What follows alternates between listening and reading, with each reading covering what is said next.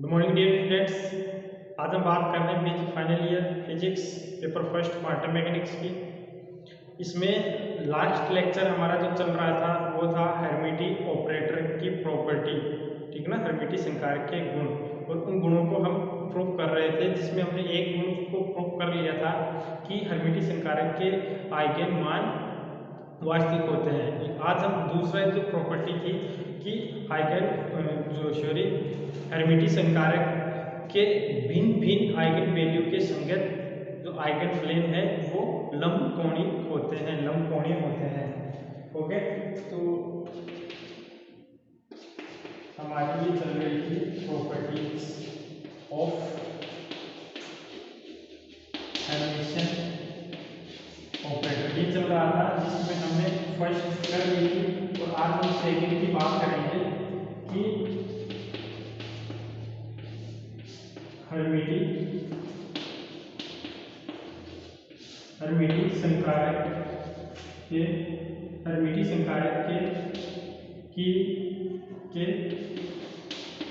भिन्न आइगन मानों के संगत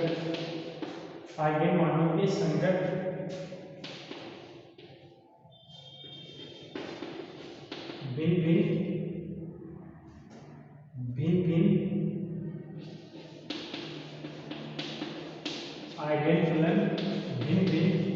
आइगन फलन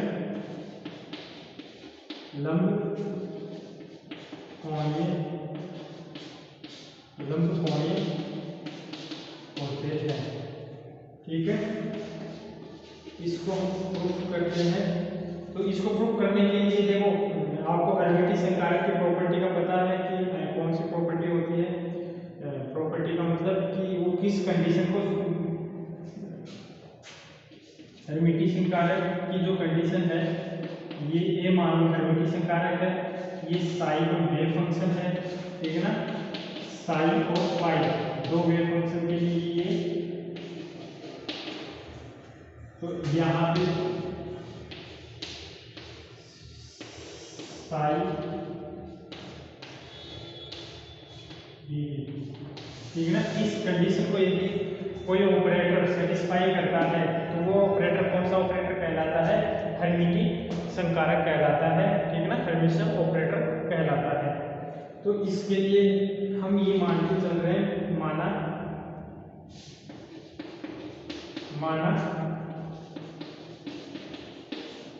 हेर्मिटियन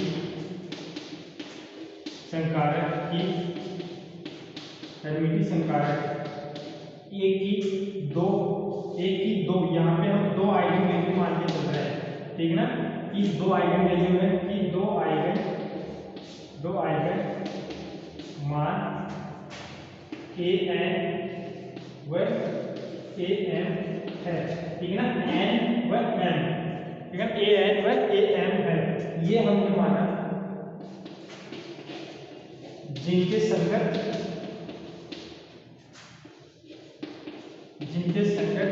आइगन फलन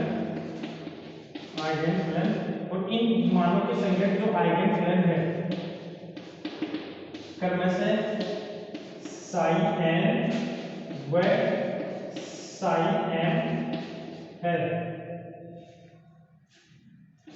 साई एम है, जिससे, ठीक ना, संकारक ए का आइगन मान समीकरण, ये लिख लो न्यू, ठीक है ना। आइगन मान समीकरण क्या होंगे इसके?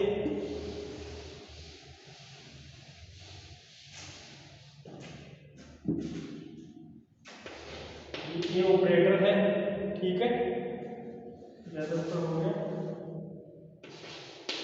ये ए ऑपरेटर है, इसके ऊपर एक wave function psi n operate किया, क्योंकि ये भी आइगन वेव फंक्शन है, ठीक है ना, साई एन।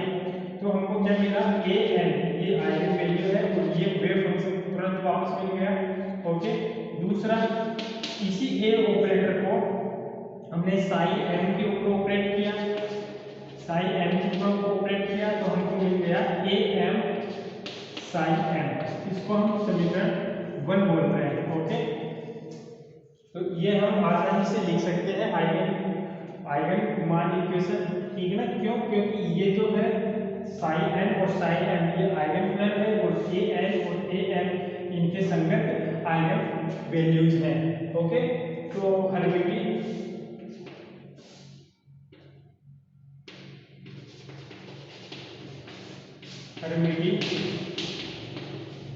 संकारक की परिभाषा से, हर्मिटी संकारक की परिभाषा क्या है?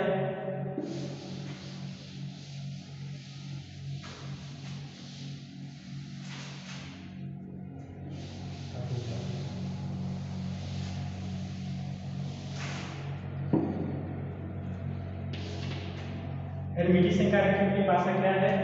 ठीक है, हर्मिटी संकारक की परिभाषा से कि ए आपका यदि ऑपरेटर है, हर्मिटी संकारक है, ठीक है। तो ये ए साई एन, यदि दो वेव फंक्शन है साई और फाई, तो ये साई है और ये फाई यहाँ पे एम का काम करेगा, phi n d v equal to integral ये psi n psi n star a phi m d v. Okay, ये इक्वेशन को तो समीकरण ये लिख सकते हैं हम, ठीक है ना। ये हर्मिटी संकारक की डेफिनेशन से हम लिख सकते हैं, ये साई की जगह साई एम हो गया, फाई की जगह फाई एम हो गया।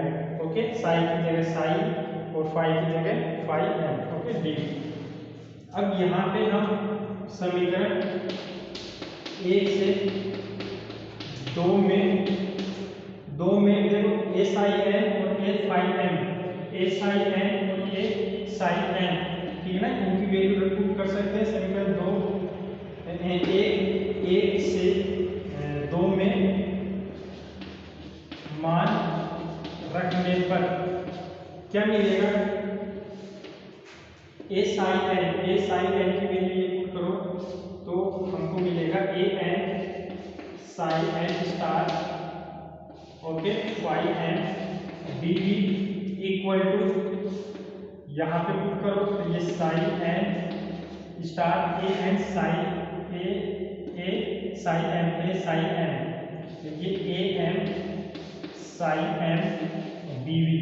ओके, इसको आप थोड़ा सा और सोल्व करोगे तो ये क्या मिलेगा? ये तो ए एन है, यहाँ से जैसे लास्ट ये बाहर आ जाएगा ए एन और ये यहाँ पे बचेगा psi n star psi m d v equal to, यहाँ से ये ए एम बाहर आ जाएगा और ये psi n star psi m d v, ठीक ना, ये बचेगा। ओके, तो यहाँ पे psi n star psi m d v complete और यहाँ पे भी psi n star psi m d v complete. तो यहाँ से देखो ये इक्वेशन मिलेगी आपको,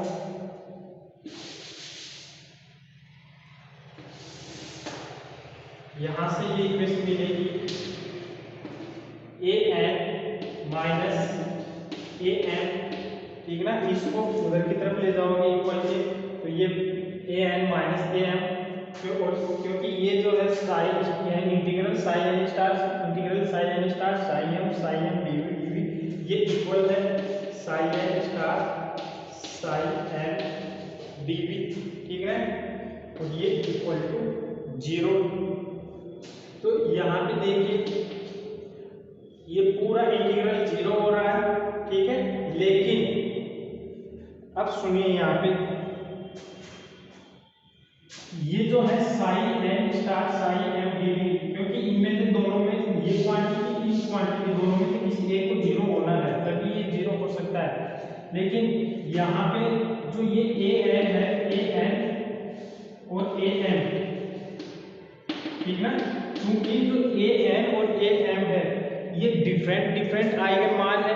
डिफरेंट आइगन मान का मतलब कि ये स्थिरांक होते हैं, कांस्टेंट होते हैं, अर्थात ए की वैल्यू जैसे आप एग्जांपल मान लो इसकी वैल्यू एंड इसकी वैल्यू 5 है, ठीक है। तो ये आपस में जब ये सबट्रैक्ट होंगे, ठीक है ना, माइनस होंगे, तो इनकी वैल्यू कभी भी 0 नहीं आएगी, ठीक है, क्योंकि ये डिफरेंट आइगन वैल्यू है, डिफरेंट है, तो कुछ भी पॉइंटों का भी फर्क हो तो भी वैल्यू 0 नहीं आएगी, ठीक है ना।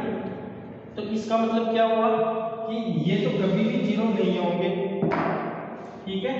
यहाँ पे लिख लो, क्योंकि am भिन्न आइगन मान है, अतः या जिस भिन्न आइगन मान है जिससे जो an माइनस am है ये कभी भी 0 नहीं होगा, ठीक है।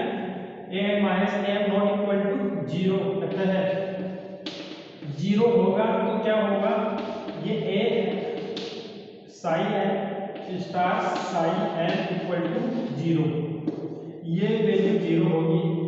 और ये वैल्यू हमने लंब कोणीयता दो जो फाई और साई हमने फलन लिए थे पीछे की क्लासों में, दो ये फलन थे, ओके।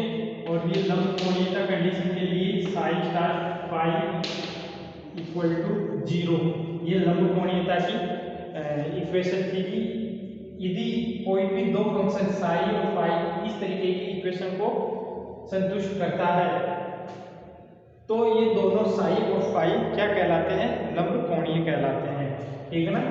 ये हमने ऐसा पहले देख चुके हैं ये। तो यहाँ पे psi m star psi m equal to 0 है, जो कि लंब कोणीयता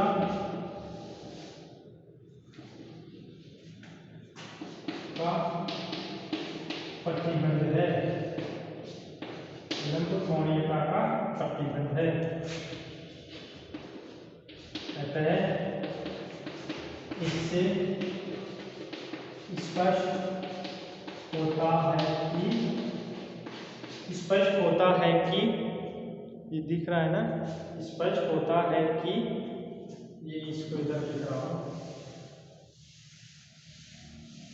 स्पष्ट होता है कि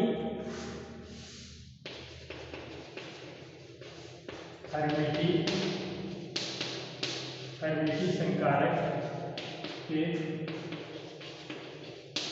भिन्न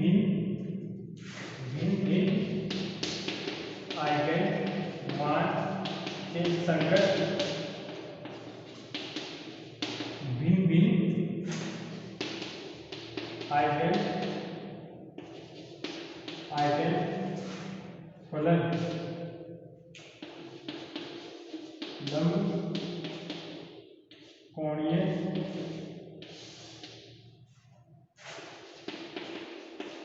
होते हैं, ओके। तो ये समझ में आ गया होगा, इसको एक बार पुनः देखना, ये समझ में आ जाएगा, ठीक है। ये आइगन फंक्शन आइगन वैल्यूज यदि ये समझ में आई है, हर्मिटी संकारक की जो प्रॉपर्टी आपको थोड़ी सी समझ में आई है तो आप इसको आसानी से कर लोगे, इतना ये टफ नहीं है, ओके। तो आज के लिए इतना ही।